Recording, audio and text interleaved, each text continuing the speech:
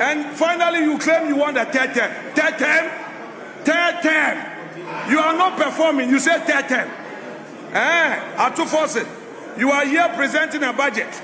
And beneath it is a third term agenda where you are going to spend money for people to be calling for third term. We are watching you with eagle eyes. Third term, focus on 24-hour economy. You promise one job, 3 shifts. You promise industrialization. Ghanaian businesses have lost confidence in you. You cancelled the 1D, 1F, which was creating opportunity for the private sector. In its place, no policy alternative. Electricity tariffs have gone up over almost 30%. Then you get up, you say you are promoting 24-hour economy. You have sacked public sector workers. Many of the Ghanaian youth lost their jobs. You sacked them. Today you are here. Instead of promising to restore them into their rightful places in the job market, you are not doing so. Then you come, you say we should praise you. Who is going to praise you? If you don't pay and you are holding the money and then you are there tightening belt and only paying your party members, then we should praise you. We are not interested in the books. We are interested in the economy in our pockets. People are suffering, Mr. Speaker. People need jobs. Your youth, even your MPs, they are praising you here. A lot of them are hungry. Your backbenchers, they can't go back home. Your backbenchers. And you hear, you say we should praise you. We will not praise you. It is the same old story. Asem Dadana, Mrs. Sai,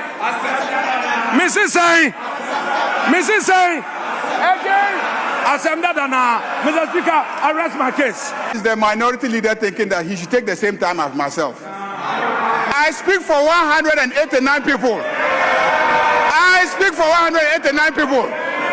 You speak for how many people? Let's count them. How many are they? How many are they? How can the person who speaks for 189 share the same time as the person who speaks for 87? How does that happen? How does the person who speaks for only 87 have the same time as the person who speaks for 189? Mr. Speaker, so be measured in terms of what you ask for. Honorable. Look at your size when you're asking for material. Honorable Majority Leader. Mr. Speaker. Honorable Majority Leader, they will still keep your time for you. Yes, Minority Leader. Mr. Speaker, there was a clear understanding of 10 minutes each. I complied with it. The clerk communicated.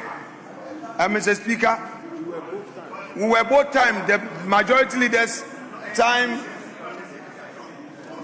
ended. And then he was given additional time. Mr. Speaker, I was going to talk about the free SHS that they couldn't implement with internally generated funds, and now they are going to borrow. But I held back. Mr. Speaker, just exiting IMF, they've gone for 1 billion cedis. I kept quiet. Mr. Speaker, $1 billion. But because I wanted to act within time, I acted within time. And now the majority leader has been given extended time. And all he says is that he needs 189, which will soon dissipate. Mr. Speaker, I think the right time for debate will come. He should try and end this so that we delve into the issues. The numbers for 2026 are sealed. So whatever the minister came here to say concerning monies that they are going to reallocate, monies that they are going to use for anything, it is not the case, because the 2026 budget are sealed, and the minister did not come with a supplementary budget. If he had come with a supplementary budget, that is when he could have added on more finance, more expenditure. But there's nothing like that. So once there's no supplementary budget, there are no added additional revenues, and the revenues are even performing very poorly. So once there's nothing like that, the reallocation, that I'm doing 1,000 kilometers of road, I'm doing this, I'm doing that, it's all talk, and the numbers do not speak to that. Thank you very much. Yeah.